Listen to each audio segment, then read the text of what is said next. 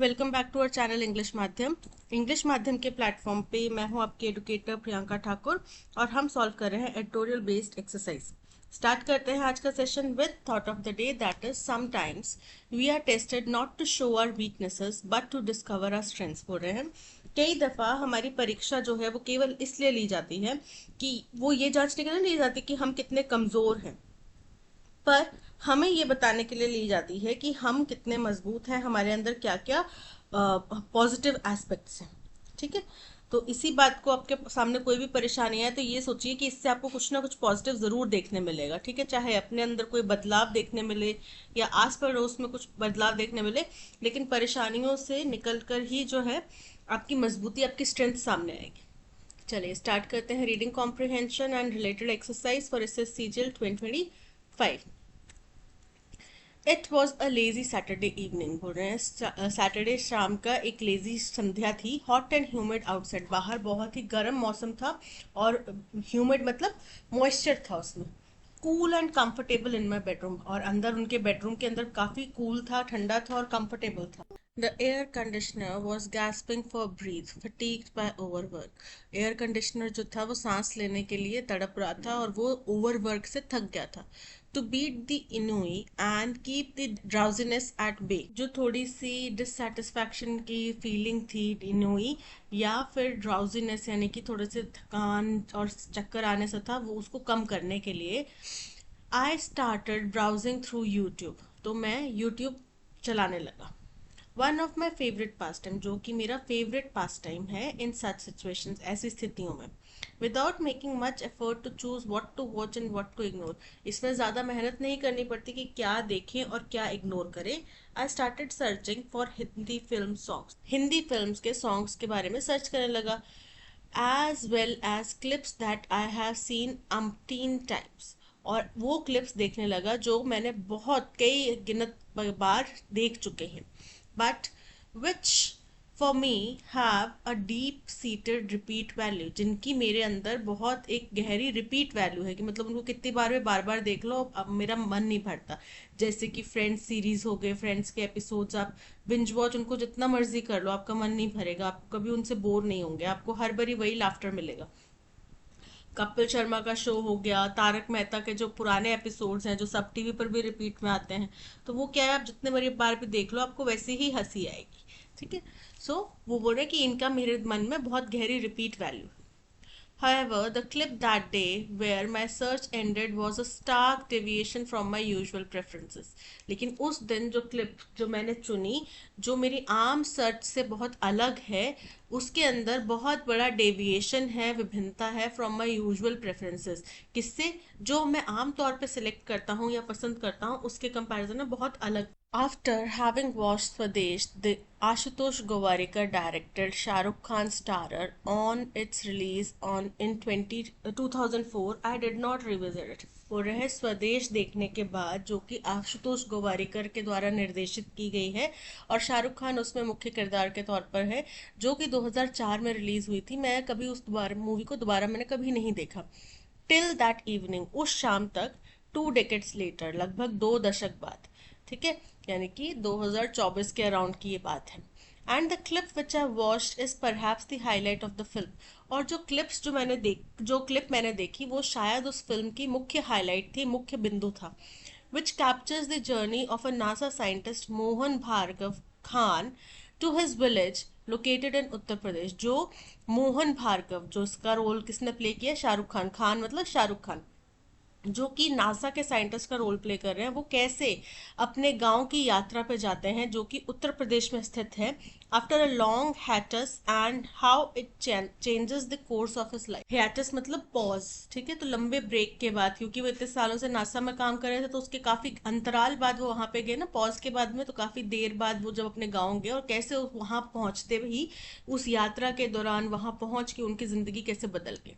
While Mohan is travelling in the second class compartment of a train, जब मोहन एक second class compartment train के जा रहे हैं, ट्रैवल कर रहे हैं, it makes a short halt decrepit railway station in the hinterland बोल रहे हैं कि जब वो उस ट्रेन से जा रहे थे तो एक छोटे सा वहां पे ब्रेक लिया गया, हॉल्ट मतलब ब्रेक लिया गया। नॉन डिक्रिप्ट, डिक्रिप्ट क्या होता है, बहुत ही पुराना सा क्षीण जीर्ण स्थिति में जो होगा, तो नॉन डिक्रिप्ट क्या हो गया, जो उसके विपरीत हो गया, यानी कि जो अच्छी स्थिति में था रेलवे स्टेशन वहां पे रुके। चलो हटो बेटे मैं काम कर। There are not many passengers boarding और लाइटिंग बोल रहे हैं, ज्यादा पैसेंजर्स नहीं हैं जो ट्रेन पे जा रहे हैं या फिर ट्रेन से उतर रहे हैं। Unlike most railway station in are vast country, जैसा कि हमारे अधिकतम रेलवे स्टेशन में होता है हमारे इतने विशाल देश में, which are a bee hive of activity, जो एक बी हाइव क्या होता है, मधुमक्खी का छत्ता। मधुमक्खी के छत्ते में कैसे मधुमक्खियां आ रही हैं जा रही हैं, शहद ला रही हैं, शहद लेके जा रही हैं, ये सब प्रोसेस चलती रहती है, तो एक्टिविटी का एक छत्ता बना होता है, वैसे होते हैं हमारे railway station. punctuated with different sounds, different flavors, different colors, different accents, different clothes, different people and much more, जिसके अंदर अलग अलग तरीके की आवाज़ें, फ्लेवर, कलर, एक्सेंट्स, कपड़े, लोग और बहुत सारी चीज़ें, विभिन्नता, मतलब एक काइंड ऑफ बता रहे हैं कि विभिन्नता दिखने मिलती है। This station is a small building, ये स्टेशन तो एक छोटी सी बिल्डिंग है। पेंटेड एंड टिपिकल सरकारी येलो, जिसके ऊपर सरकारी येलो जो टिपिकल आम सरकारी दफ्तरों का कलर होता है वो किया गया है। With a desolate platform, desolate मतलब जो बिल्कुल सुनसान पड़ा है, बिल्कुल बंजर है, उदास है, लोनली है। स्टीप्ड इन साइलेंस, जो कि शांति में घुमा, बिल्कुल छुपा हुआ है, बिल्कुल दबा हुआ है। There is no vendor to be seen, कोई यहाँ पे वेंडर दिखाई नहीं दे रहा। No sound to be heard, कोई आवाज सुनाई नहीं दे रही, except the deafening roar of the engine hooter, केवल और केवल कान बहरे कर देने वाले इंजन के हूटर की आवाज के अलावा। Till abruptly a high pitched voice pierces the air, जब तक एक बीच में हाई पिच आवाज हमारे कानों को चीरती हुई न जाए। It comes from an almost malnourished not well clothed boy, वो एक लगभग माल नरिश क्या होता है कि जो बच्चे को पोषण नहीं मिल रहा, कुपोषित बच्चा, लड़का, और जिसने अच्छे से कपड़े पहने, उससे ये आवाज आई थी। As he rushes from one window of a compartment to next, जैसे जब वो एक से दूसरी खिड़की के कंपार्टमेंट से भाग रहा था, from one compartment to another, एक कंपार्टमेंट से दूसरे कंपार्टमेंट की ओर भाग रहा था। He asked passengers to purchase water from him to quench their thirst, तो वो पैसेंजर्स को कहता है कि भाई कोई उससे पानी खरीद ले, बॉटल का पानी, ताकि अपनी प्यास बुझा सके लोग। Finally he reaches the window where Mohan is sitting, अंततः वो उस खिड़की पे पहुंचे जहां मोहन बैठा था। सीइंग द चाइल्ड, उस बच्चे को देखते हुए, who ideally should have been in school, जिसको वैसे तो स्कूल में होना चाहिए था, earn a livelihood by selling water, लेकिन वो अपना जीवन यापन कर रहा था पानी बेचकर। Drawing it from a bucket he carries in his arm, जो कि उसने पानी की बोतल कहाँ से निकाली थी, जो एक बकेट उसकी बाजू के अराउंड में उसने पकड़ रखी थी, उसके अंदर से, उसके अंदर बहुत सारी बॉटल्स होती है, थोड़ी बहुत बर्फ भी होती है, right. And using small cared cups, और छोटे छोटे जो कप्स होते हैं ना वो इस्तेमाल करे थे। Is gut wrenching for the NASA scientist, ये नासा के उस साइंटिस्ट के लिए गट रेंचिंग था, यानी कि बहुत ही दुखद था, अनप्लेजेंट था। A poignant teary eyed Mohan is rapt, बोल रहे हैं कि इसमें बड़ा चिंतित सा, आंखों में आंसू लिए हुए मोहन को झिझोड़ दिया, उसको चिंतित कर दिया, परेशान कर दिया। Initially apprehensive and worry of drinking it, कि पहले तो वो इसको लेने से डर रहा था, झिझक रहा था उसको पीने से, फिर अंततः मोहन ने कुल्हड़ ले लिया फ्रॉम द बॉयज हैंड, उस लड़के के हाथ से, which extends through the grills of the window, जो कि खिड़की की विंडो से आ गया उसके पास में। Sip by sip he drinks it, फिर वो घूंट घूंट करके उस पानी को पीने लगा। And just as he drops a coin into the boy's hands, और जैसे ही उसने एक सिक्का उस लड़के के हाथ में दिया, the train starts chugging out of the station, तो ट्रेन जो है उस स्टेशन से बाहर जाने लगी। ऑन लुकिंग बैक, पीछे देखते हुए, sees the boy is taking stock of the coins he has collected, तो पीछे मुड़ के जब उसने देखा तो उसने पाया कि वो लड़का जो भी उसने सिक्के कलेक्ट करे थे उनको गिन रहा था, उनको देख रहा था। Even as he becomes a blur and then disappears, वो तब तक गिन रहा था जब तक कि ट्रेन काफी आगे जा चुकी थी और वो बिल्कुल धुंधला हो चुका था और धीरे धीरे करके डिसअपियर हो गया उसकी आंखों के सामने। Shahrukh the actor, the artist, delves deep into his soul and embraces the character of Mohan with such conviction. Shahrukh जो कि एक्टर है, आर्टिस्ट है, उनने उस मोहन का जो कैरेक्टर था उसकी बिल्कुल आत्मा को पकड़ लिया था, उसको अपने अंदर उबार लिया था.